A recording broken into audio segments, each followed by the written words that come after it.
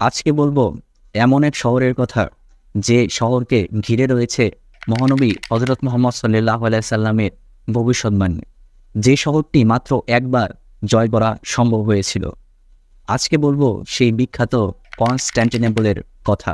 কেনই বা মুসলমানরা এতবার শহরটিতে আক্রমণ করেছিল, কেনই বা ছিনিয়ে এনেছিল বিজয়। আজকে জানা অজানা অনেক কিছুই জানবো এই ভিডিওতে। খ্রিস্টপূর্ব 7 শতাব্দী। কৃষ্ণ সাগর ও ভূমধ্যসাগরের মাঝখানে বসফরাস প্রণালীর তীরে তৈরি হয় একটি শহর। এর নাম হয় বাইজেন্টিয়াম। পরবর্তীতে 330 খ্রিস্টাব্দে বিখ্যাত রোমান সম্রাট কনস্ট্যান্টাইন এখানে রোমের রাজধানী স্থাপন করে।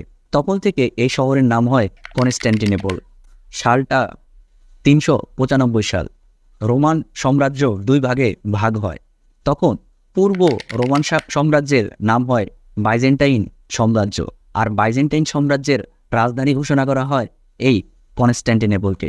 তখন থেকে ইউরোপের সবচেয়ে ধনী শহর হিসাবে পরিচিতি লাভ করে শহরটি। তাছাড়াও খ্রিস্ট ধর্মের মানুষদের কাছে সবচেয়ে গুরুত্বপূর্ণ ছিল এই কনস্ট্যান্টিনোপল।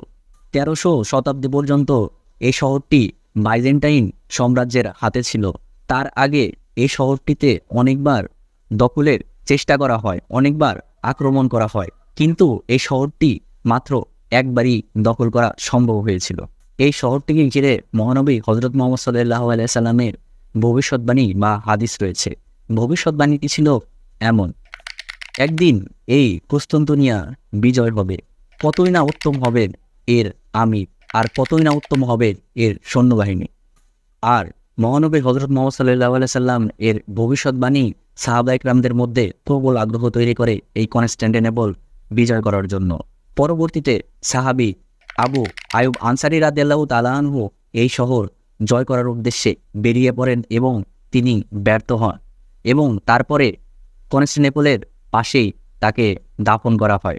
পরবর্তীতে উমাইয়া, আব্বাসি, সেলজুক এবং উসমানীয়রা বারবার শহরটিতে আক্রমণ করে, কিন্তু তারা সকলেই ব্যর্থ হয় শহরটি জয় করার জন্য। তবে মহানবী হযরত মুহাম্মদ সাল্লাল্লাহু আলাইহি সাল্লাম এর ভবিষ্যৎবাণী রূপান্তরিত করেছিল একজন শাসক। তিনি উসমানীয় সাম্রাজ্যের জ্যেষ্ঠ সুলতানদের মধ্যে একজন। তিনি সপ্তম উসমানীয় সুলতান মুহাম্মদ আল ফাতিহ। তিনি কনস্ট্যান্টিনোপল জয় করেছিল। এই শহরটি জয় করা ছিল এক কথায় অসাধ্য। কারণ হচ্ছে এর ভৌগোলিক অবস্থান। এর 3 দিকে ছিল পানি বেষ্টিত। শহরটি ছিল ত্রিভুজাকার। এর উত্তরে ছিল গোল্ডেন হর্ন, পূর্বে ছিল বসফরাস প্রণালী, আর দক্ষিণে ছিল মারমারা সাগর। শহরটি প্রাকৃতিকভাবে খুবই সুরক্ষিত ছিল। তাছাড়াও শহরটিকে বেষ্টন করেছিল 40 ফুট উঁচু দেয়াল এবং 60 ফুট পুরুত্ব বিশিষ্ট দেয়াল। তাহলে আমরা বুঝতেই পারছি শহরটিকে জয় করা ছিল প্রায় অসম্ভব। তাছাড়াও এর গোল্ডেন হর্নে ছিল লোহা বেষ্টিত শিকল। যখনই কোনো জাহাজ এখান দিয়ে প্রবেশ করতে চাইতো, তখনই লোহার শিকল টেনে জাহাজটিকে ধ্বংস করা হতো। তাই কেউ আক্রমণও করতে পারতো না এই কনস্ট্যান্টিনোপল শহরটিতে। কিন্তু এই অসম্ভবকেই সম্ভব করেছিলেন সুলতান মুহাম্মদ আল ফাতিহ। মুহাম্মদ আল ফাতিহ ছিলেন উসমানীয় সুলতান। তিনি ছোটবেলা থেকেই ছিলেন বিচক্ষণ। তিনি জ্ঞান বিজ্ঞানে খুব পারদর্শী ছিলেন। তাছাড়াও কামান নির্মাণে তার প্রচণ্ড রকমের আগ্রহ ছিল। তাছাড়াও তিনি যুদ্ধবিদ্যাতেও সমান সিদ্ধহস্ত ছিলেন। মাত্র 12 বছর বয়সে সিংহাসনে আরোহণ করেন তিনি, কিন্তু তাকে ক্ষমতাচ্যুত করা হয়। পরবর্তীতে 19 বছর বয়সে তিনি আবার সিংহাসনে বসেন। সিংহাসনে বসেই তিনি পরিকল্পনা করতে থাকলেন কিভাবে কনস্ট্যান্টিনোপলে আক্রমণ করা যায়। তিনি প্রথমে বাইজেন্টাইন সম্রাটকে একটি চিঠি লিখলেন, কিন্তু বাইজেন্টাইন সম্রাট 19 বছর বয়সী এই সুলতানকে হেসেই উড়িয়ে দিলেন। পরবর্তীতে সুলতান মুহাম্মদ আল ফাতিহ বসফরাস প্রণালীর নিকটে একটি দুর্গ নির্মাণ করে। সালটা 1453, 2 এপ্রিল। সুলতান মুহাম্মদ আল ফাতিহ 3 লক্ষ সৈন্য নিয়ে হাজির হন কনস্ট্যান্টিনোপল জয় করার জন্য। সেই সাথে অটোম্যান নৌবাহিনী প্রায় 200টি যুদ্ধজাহাজ নিয়ে আসেন। তাছাড়াও মুহাম্মদ আল ফাতিহ এই যুদ্ধে এমন এক কামান নিয়ে আসেন যা ছিল তখনকার পৃথিবীর সবচেয়ে ভয়ানক কামান। কিন্তু ঝামেলাটা হলো তখন যখন গোল্ডেন হর্নে ঢোকার আগেই শিকলে আটকে গেল অটোম্যান নৌবাহিনীর 200টি জাহাজ। তারা গোল্ডেন হর্নে প্রবেশ করতে পারছিল না।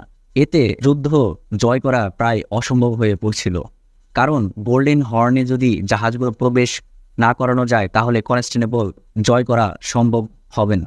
এবার মোহাম্মদ আল ফাতি এমন এক যুগান্তকারী সিদ্ধান্ত নেন যা কেউ কোনোদিন কল্পনাও করতে পারেনি, কেউ কোনোদিন ভাবতেও পারেনি এমনটা করা যেতে পারে। তিনি গাছের গুড়ি দিয়ে শিকলের পাশ দিয়ে গোল্ডেন হর্ন পর্যন্ত একটি রাস্তা তৈরি করেন, আর গাছের গুড়ির উপর তেল আর চর্বি মাখিয়ে তার উপর দিয়ে জাহাজগুলোকে টেনে নিয়ে যান। আর এই জাহাজগুলো মাত্র এক রাতের মধ্যেই টেনে নিয়ে গোল্ডেন হর্নে প্রবেশ করানো হয়। রাত পেরিয়ে যখন ভোর হলো তখন দেখা গেল গোল্ডেন হর্নে উসমানীয় 80টি যুদ্ধজাহাজ প্রবেশ করেছে, এবং এই দৃশ্য দেখে বার্জেন্টাইনরা বাকরুদ্ধ হয়ে পড়ল। তারা কোনোদিন কল্পনাও করতে পারেনি এমনটা হতে পারে। তারা তাদের যুদ্ধের শক্তি হারিয়ে ফেলল, কারণ এখন স্থল এবং জল দুই দিক থেকে আক্রমণ শুরু হবে। জয় হলো কনস্টান্টিনোপল। আর তখন সুলতান মোহাম্মদ আল ফাতি ঘোড়া নিয়ে প্রবেশ করলেন সেই বিখ্যাত শহরে, যা জয় করা ছিল প্রায় অসম্ভব। তিনি ঘোড়া থেকে নামলেন এবং সেজদা করলেন। তিনি কনস্টান্টিনোপলের নামকরণ করলেন ইসলাম্বুল বা ইসলামের শহর। আর এই শহরটি হলো বর্তমান সময়ের ইস্তাম্বুল। আয়া সোফিয়া রূপান্তরিত হলো মসজিদে, আর মুসলমানদের জন্য খুলে গেল ইউরোপ শাসনের দোয়ার। আর এই মুসলমানদের এই অসাধ্য সাধন করা সুলতান মোহাম্মদ আল ফাতিহ মাত্র 21 বছর বয়সে এই অসাধ্য কাজটি সাধন করে।